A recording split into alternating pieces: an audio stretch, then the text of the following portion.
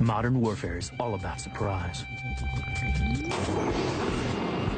To be invincible, you need to be invisible, and stealth weapons can be both.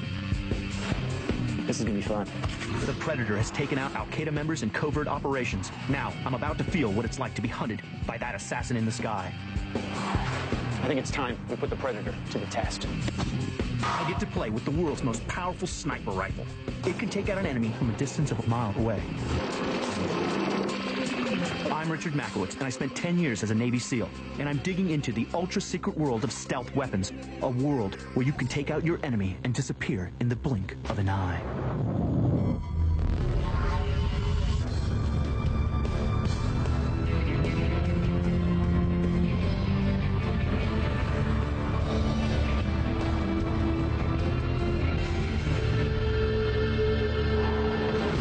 Sniping is a huge problem in the hostile world where terrorists hit and run from busy streets and city buildings.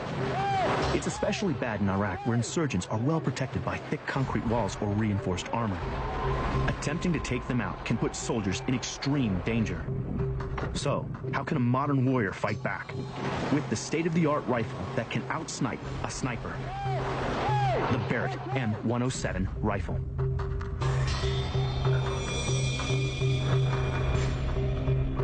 I've taken shots 1,400 meters, and I've had friends that have taken shots over 2,000 meters successfully. In Afghanistan, getting a kill at over 2,430 meters. When you're hit by a large caliber like this, you're down.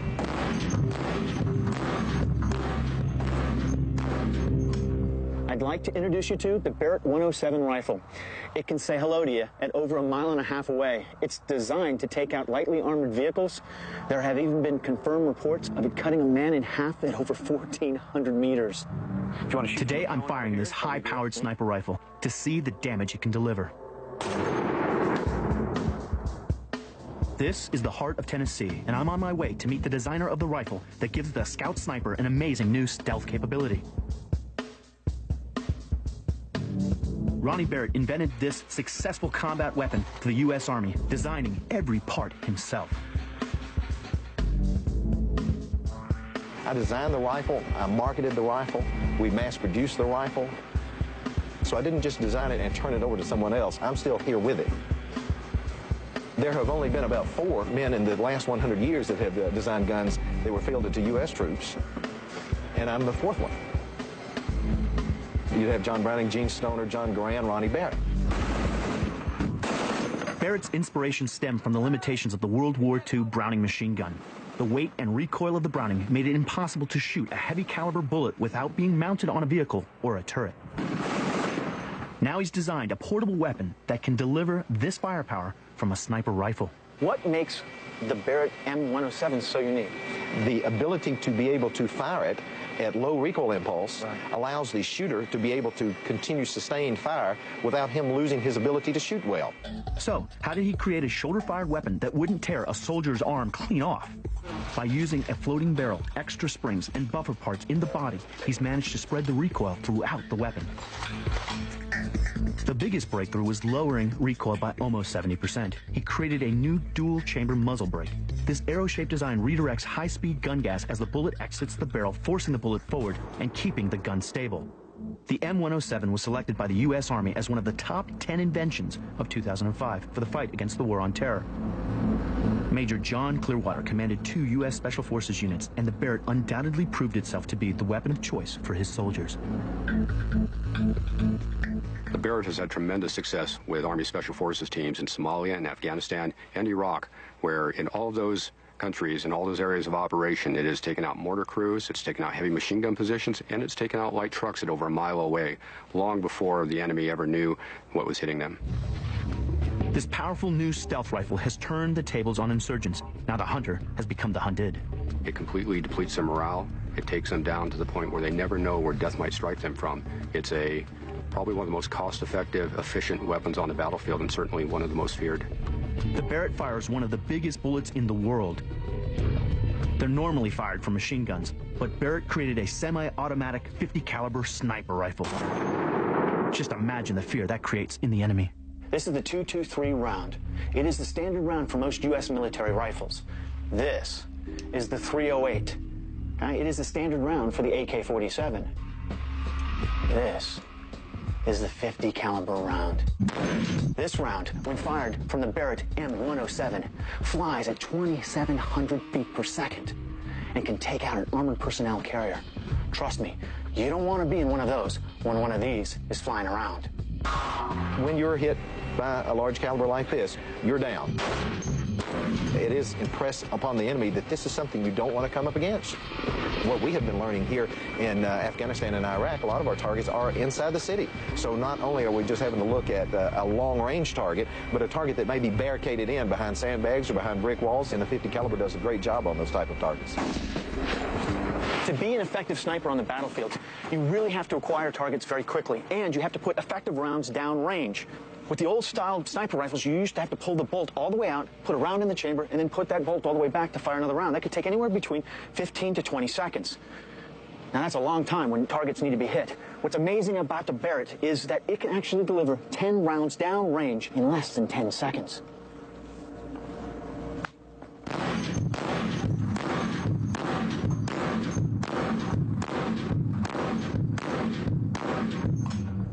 Less than 10 seconds.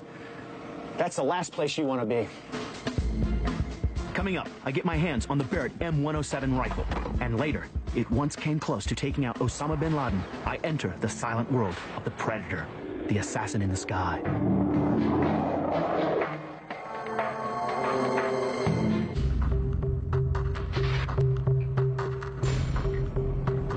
I'm heading to Barrett's own test firing range to get familiar with the M107 rifle. Time to shake off the cobwebs and put a few rounds downrange. The Barrett packs a real punch, but just how far can it reach out and touch the enemy? So, John, can I fire one of these off? Yeah, let's do it. I am genuinely excited. It has been a long time behind. This is going to be fun. Range is hot. Good to go.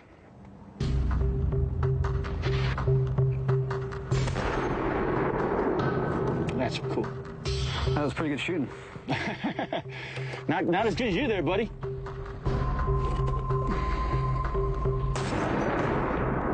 You're a little left. I mean, you're close. Last round.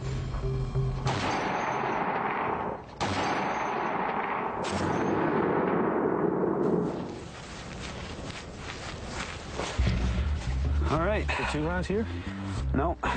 Yeah. What the hell was that? Let's take a look at the back. Well, you know what? It's been blown twice. See this? You're right. That is Come on, too. buddy. Come on. Yeah, good job. That's awesome. That's not too bad.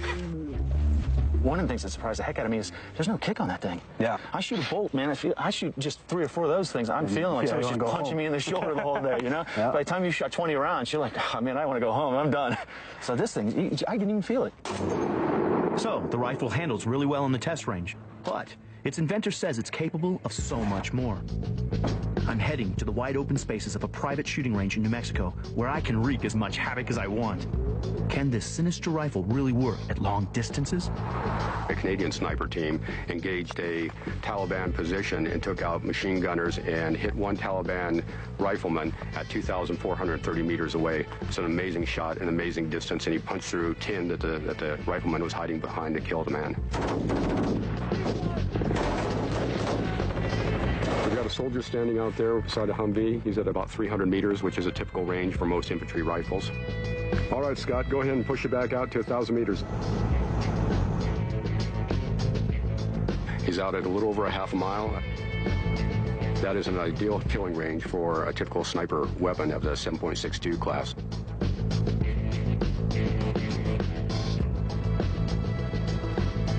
Go ahead and move back out to 2,000 meters now. At this range, the target is just about out of sight. Mile away, that's an easy shot for a Barrett. With the right ammunition, it will travel out there at over 2,000 to 3,000 feet per second, long before the sound ever reaches the people that it's hitting. I'll be shooting the Barrett at a range of 1,000 yards. We've set up 2 battle scenarios, a large steel plate that's just like the metal used by lightly armored vehicles, and a set of concrete cinder blocks over 3 feet thick, similar to the walls used by insurgents for protection in today's urban combat. Just 5 standard rounds per target. Let's see if this weapon can cut it at this incredible distance.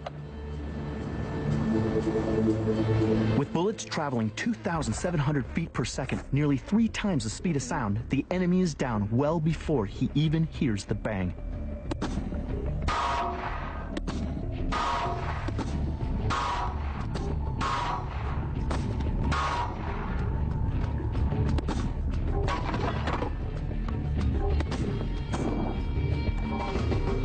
When you start to see the brick coming apart, try not to get too excited. You just want to enjoy it. But it's pretty impressive, man, to see that this is actually getting a result. I mean, you're so far back, you kind of have a feeling things are going. You know, you kind of see things breaking up. But I'll tell you what, I'm surprised. Well, I am too. There's a lot of energy on that round. Even though we're shooting so far, even when the projectile gets here, it's still got a lot of power behind it, you know? It's already gone through the other side. I'll tell you, you know what? If you're the bad guy, it's over. We are on a private range, and explosive armor-piercing bullets are only available through the military, but these standard rounds show what the potential damage could be. When you look at this, you ain't even got a slightest bit of penetration going on right here. Let's see what we got. We got a little bit of the ball sticking through right here. Over half a mile, and it's just starting to penetrate. Now, you add to that armor-piercing capability, maybe a little explosive capability, it's right through. Yep. And that's where it does a real damage when it's on the other side. It's destruction like this that makes the Barrett such a lethal weapon. It turns sniper units that have them into the world's most feared stealth warriors.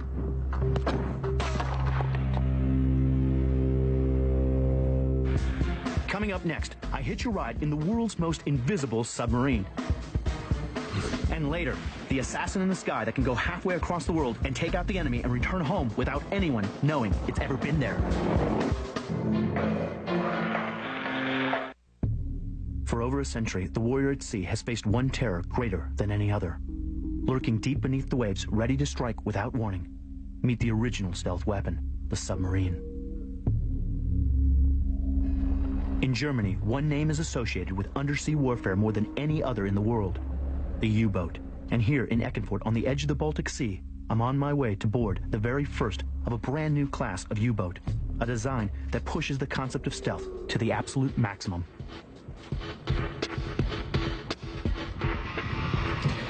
During development, these technologies are always kept secret. But this amazing vessel has now been commissioned, and Germany's Ministry of Defense has given me first-time, all-exclusive access to the world's quietest submarine. Delta Hotel Juliet 5-8, this is Delta Romeo Delta Alpha, radio check, over.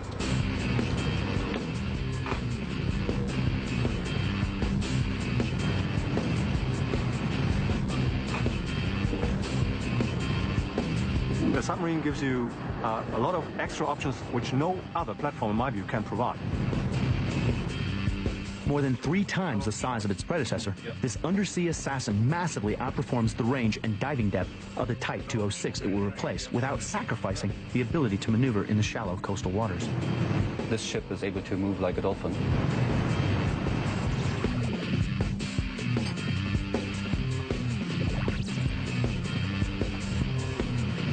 Because we are unseen, we can see things other people can't see. Is it safe to say this is the quietest submarine on planet Earth? Well, let me say this. It's the quietest submarine that I know of. Conventional submarines use diesel generators to charge banks of batteries, but running on these alone uses up their power in a matter of days. To recharge, the submarine has to snorkel near the surface where the generator's heat and noise can be easily detected. On this ship, they've done everything they can to make the diesel generator as quiet as possible. They've suspended it from plastic mounts to reduce the vibration to the ship's hull. But as you can hear, it's still plenty loud, and there's a heat signature that makes the sub easily identifiable in the water. To be the world's quietest submarine, you need something a little more sophisticated.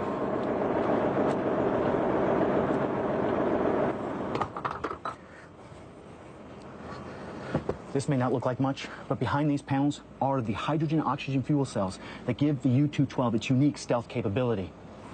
There's no heat, there's no sound, and the only byproduct is water. 9 fuel cells combine hydrogen and oxygen stored in tanks on the outside of the submarine's body, producing enough energy to run the massive electrical motor for weeks or recharge the ship's batteries. The presence of hydrogen in such a confined space is potentially explosive. That means the crew has to be ready to react instantly against one of the U-boat's deadliest enemies. Fires on any seaborne vessel are dangerous, but on submarines, within seconds, they get deadly. Feuerschiff, Feuerschiff, es brennt der Generator, Feuerschiff! Feuerschein gelöscht. Dieselklammern sind vorstellen. The risk of explosion is one of the main reasons why early experiments with hydrogen-powered subs were abandoned at the end of World War II. On the 212, there is never more than a small amount of hydrogen actually inside the ship, and the external tanks are designed to explode outwards away from the body. Even so, a team of firefighters is trained to be ready for action in less than 3 minutes. The submarine's cutting-edge propulsion system creates virtually no additional risk from fire, compared to conventional diesel power. What it does do is make the 212 a virtually silent long-range attack platform. Gives us the advantage to either stay much longer times fully submerged, and therefore as a black hole in the water, undetectable almost, or on the other hand, if you need to, travel at faster speeds for a longer time if you want to go from A to B covertly, quickly, like a nuclear submarine, for instance. With a big advantage of being much more quiet. Nuclear submarines need cooling pumps for the nuclear plant. We don't. We have no moving parts. Every part of the sub has been designed to prevent it from being detected. The 7-blade propeller slices through the water with maximum efficiency, creating no telltale bubbles or turbulence. And the 3-megawatt electrical motor that drives it is one of the quietest in existence. The smooth-bodied curves are designed to break up enemy sonar. The hull itself is made of anti-magnetic steel to counter the threat of magnetic naval mines. In fact, everything on board is made from amagnetic materials, even the kitchen sink. We even have a dishwasher on board, another new item, and that's amagnetic too. While these stealth measures make the 212 virtually invisible, its dolphin-like maneuverability allows it to submerge in as little as 60 feet of water. This means it can operate extremely close to the shoreline without giving itself away. Our tactical advantage is that our position isn't known. We are invisible, nobody knows where we are and what we are doing. Nuclear submarine has a bigger size, of course, and they don't dive when they have got 20 meters. Remaining hidden, the 212 can eavesdrop on vital communications, track the movement of any ship or aircraft in the area, and, if necessary, unleash its deadly payload of 12 torpedoes. Firing a torpedo is not really difficult. You just press a button. Making the decision is difficult, therefore we have to have the right information. The 212 carries no less than 6 different types of sonar, allowing it to identify individual ships just by their acoustic signatures. This data is combined with existing intelligence to provide a complete 3D picture of the surrounding area. We can very quickly, usually, find out what type of ship is out there, where is it going, and what is it doing. Once a ship is identified as a target, it could find itself on the receiving end of an almighty shock. A sophisticated self-guiding torpedo with a high explosive warhead equivalent to almost half a ton of TNT. It's the lethal weapon that we carry. If you hit a target, everything below, like an aircraft carrier, that would be what we call a unikill. In other words, the ship would usually sink. And soon, the 212 will even be equipped to deliver its firepower beyond the confines of the ocean. We'll have a missile implemented as well that will also be fired through the torpedo tubes. And that missile will enable us to hit targets at sea, targets in the air, for instance, maritime patrol craft if necessary, and also within a certain distance, targets land-based. But the missiles aren't the only type of weapon the sub can deliver. Okay, what we have here are the 6 torpedo tubes. And I know it's pretty obvious, their job is to launch torpedoes. What you may not know is they're also used for special operations. What you do is you take one of the Navy SEALs, comp swimmer, and you put them inside here. Now, having been in these places, I'll tell you, it's a really tight fit. And what they do is they close the hatch. Then it's pitch black in there, and you're just hoping everybody gets it right. They equalize the pressure, they flood it, and then boom, you're out into sea. Having done this on American subs, I can tell you, this is serious business. Imagine an evacuation operation in a country that currently may not be friendly, and you want to take out German, European, US citizens that have to escape the country, and you can't get them out any other way. We can deploy special forces, many of them, with all the equipment, since we have the space for it, very close to the coastline, so they can swim the rest of the way. And like I said, this is a big advantage of a German submarine. They need less equipment, they have shorter ways to the coast, to the shore, to get out these citizens that they have to rescue and then get off again, vanish again with a submarine. With a range that can take it halfway across the world and a top underwater speed of 20 knots, the 212 is a lethal stealth sub that will dominate the deep.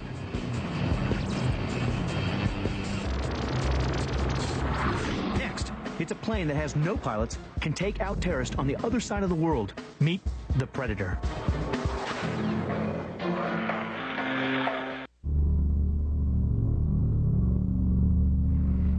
You ever feel like you're being watched? Maybe you're paranoid. Or maybe an unseen, unmanned aircraft is flying high overhead and spying on your every move. And with the push of a button, can deliver enough explosives to wipe you from the face of the planet. That's just what the Predator does. It's a stealth weapon without peer. In military jargon, it's an unmanned aerial vehicle, or UAV.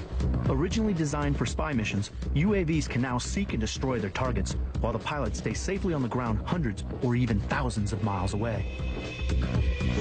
No UAV has racked up more hours of successful combat service than the Predator. I know some operations just don't happen unless Predators flying above them. This footage of actual airstrikes in Afghanistan and Iraq shows the lethal effects of these sinister assassins.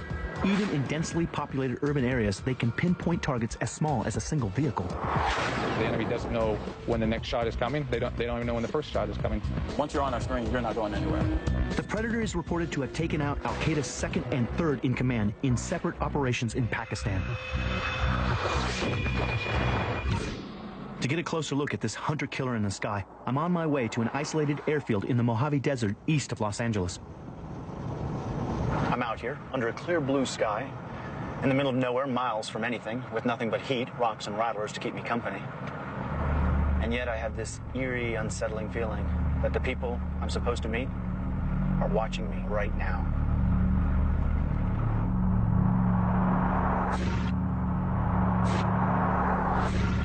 Also arriving at the airfield is the man behind the company that pioneered the Predator, Thomas J. Cassidy, a retired Rear Admiral and former fighter pilot with 34 years in active military service.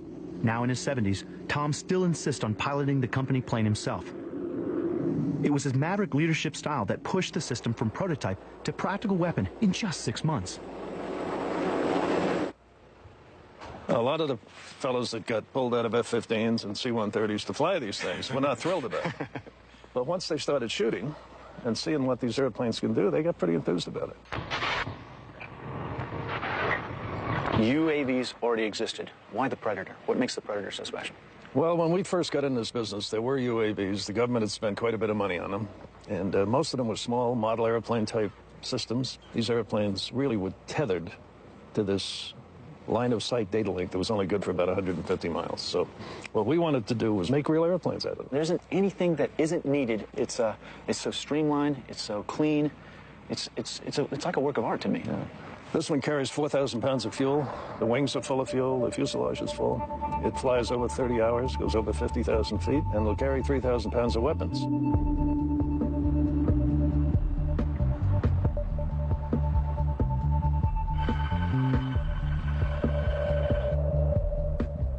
It can sure carry a massive payload, but the stripped-down Predator weighs just over 1,000 pounds. That's 1/20th the weight of an F-16 fighter plane. And because it's so light, it burns less fuel, giving it greater endurance.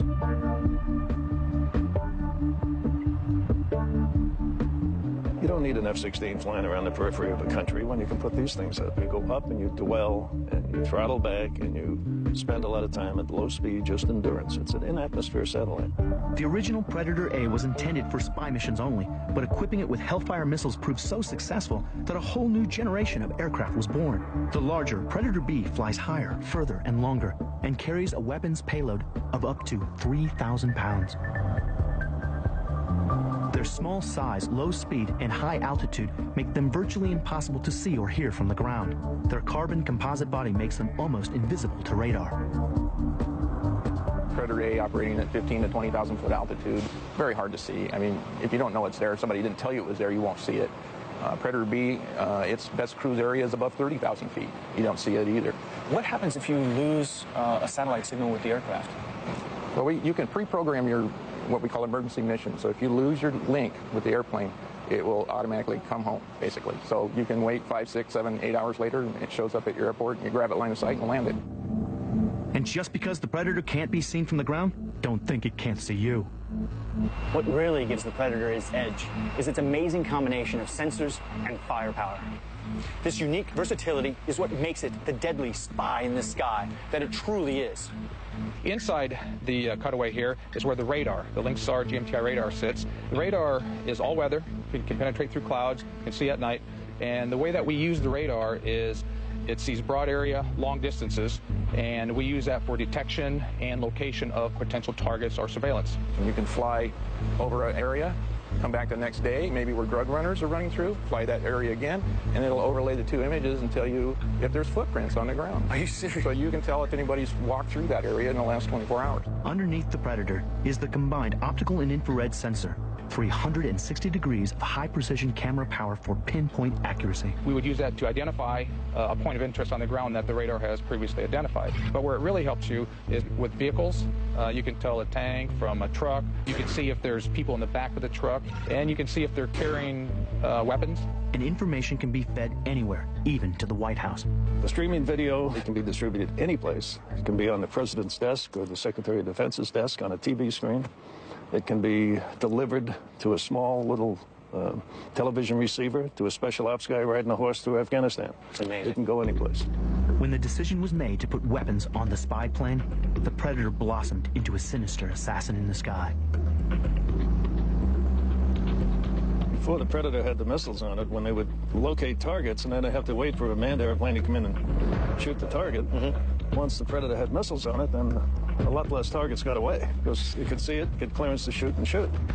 The crew at the ground control station make life and death decisions by watching a TV screen, often hundreds of miles away. It may look like a video game, but this is no child's play.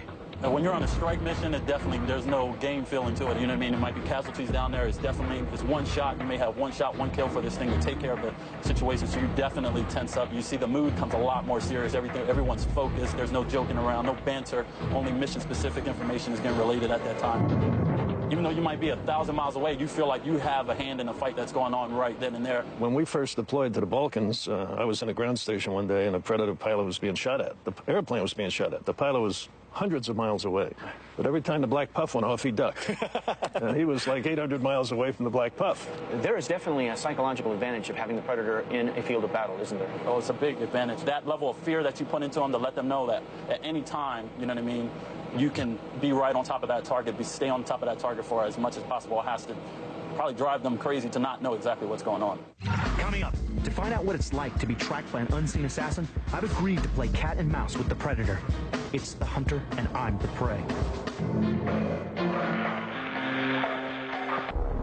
The facts and figures of the Predator are pretty impressive, but what does that really mean? I think it's time we put the Predator to the test. They're giving me a 10-minute head start to drive anywhere I want in the Mojave Desert.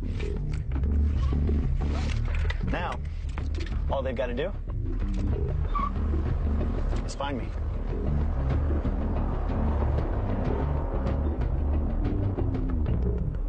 Remember that as a potential target, I could be anything from the driver of a stolen vehicle on the highway to a band of terrorists armed to the teeth, hell-bent on causing havoc. Every once in a while I look around. I sometimes are listening, see if there's any kind of vehicles coming up behind me, anybody that's trying to keep track of me. And so far, nothing. I feel pretty good. Averaging just 60 miles an hour, I could be anywhere inside a 10-mile radius by the time the Predator takes off. That's a search area of more than 300 square miles, increasing with every second after my 10 minutes are up. Now, according to my watch, that time. Ready for climb level off, Jeff? Command. Should be. Emergency mission start point is set. Time at 1205. Copy that. Just about. SURBAF is in A. Engine instruments. Everything is good. Copy that. Now.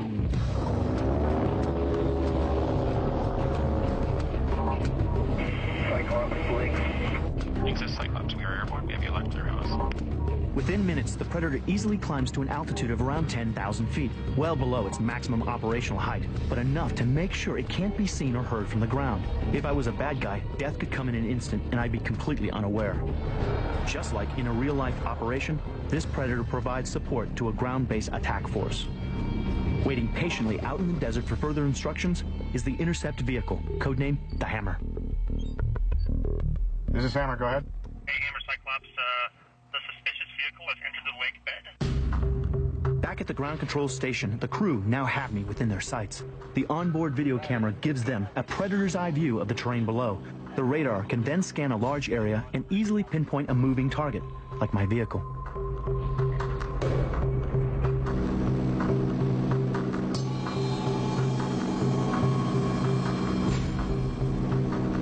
After that, the infrared optical sensor zooms right in to confirm my exact position and provide a positive ID.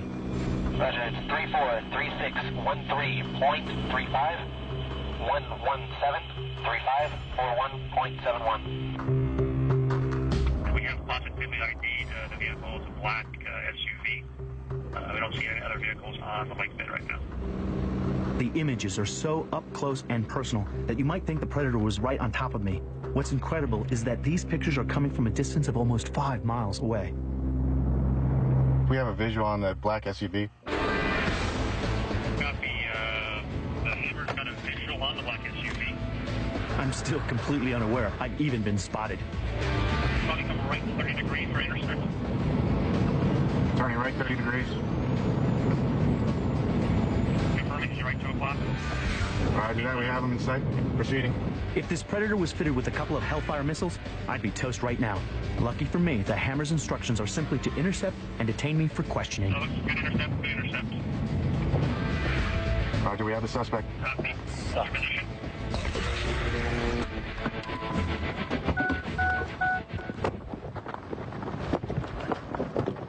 Ground vehicle.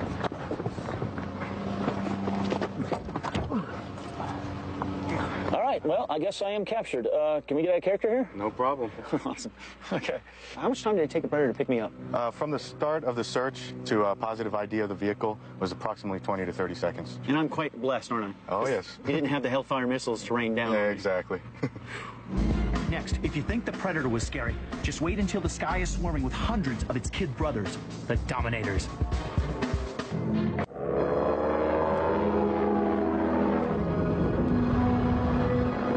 With successful strikes against Al-Qaeda, the Predator has already proven its worth. So just imagine how deadly machines like these would be if they were able to hunt in packs. The concept of the UAV is constantly changing, developing, evolving, and now it's created a whole new species. The UAV of the future is called the Dominator. It's a culmination of several technologies being put together in one vehicle to be able to do a lot of things that were never done before. Dropped from stealth aircraft high above the area of operation, these lightweight, 3-foot-long self-governing drones spring to life as soon as they are launched, extending their wings and fold-away propeller. But these hunter-killers don't work alone. They stay in constant communication with both each other and the Central Command. They automatically form into cooperative teams called constellations, spying on everything that moves on the ground below. You can go from guarding a mountain pass to covering a whole Army Corps area if that were the right thing to do. And if programmed to do so, they can even make the decision to attack their targets without the need for human intervention. Whatever the tactical situation would be, someone would say, go search this area and go look for a particular type of target. And if you find it, I'd like you to kill it. Multiply that by 100 aircraft per constellation, and you start to get some idea of the potential. The Dominator.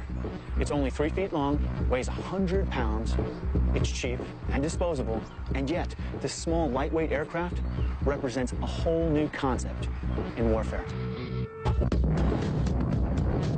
If you look at the progression of weapons as we've gone through time, for more than 50 years, we just dropped dumb iron bombs, which came off ballistically, and just wherever you drop them, however fast you're going, they were going to hit a particular target. And so it was kind of hard to hit targets very precisely. Throughout the years, we've gotten better with guided munitions. We've got laser-guided bombs. We've got GPS weapons. And now we're entering a new era, weapons with intelligent processing and even greater accuracy. Once I launch this weapon, I don't necessarily want to stick around and designate the target because it puts me at risk. I'd kind of like to, in a high-threat environment, launch a weapon and forget about it and get myself back out of the threat envelope and get back home. Although the Dominator sounds like science fiction, most of the technology behind it has already been tested and proven. Much of the science has been inherited from its predecessor at Boeing, a short-range experimental platform called LOCAS. And now, LOCAST has evolved into the Dominator. The next step, you can go from 30-minute endurance to something that could be several hours or maybe even several days in length. You'll be able to have these things out over an area, see an area, and now you can pretty much map out whatever's there and act a lot more responsively in terms of having situational awareness and attacking where and when you want to.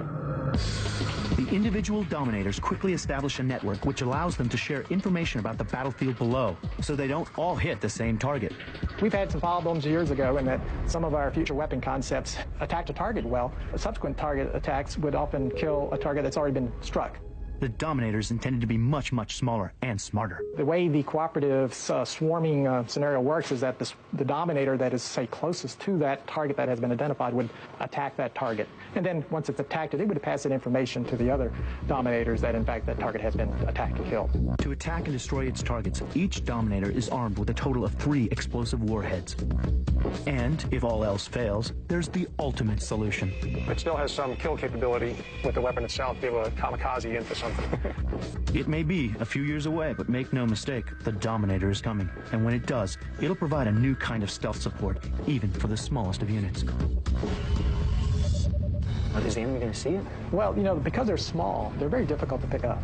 Certainly over a period of time, one's going to notice them if they've been over your head for the last 3 or 4 hours.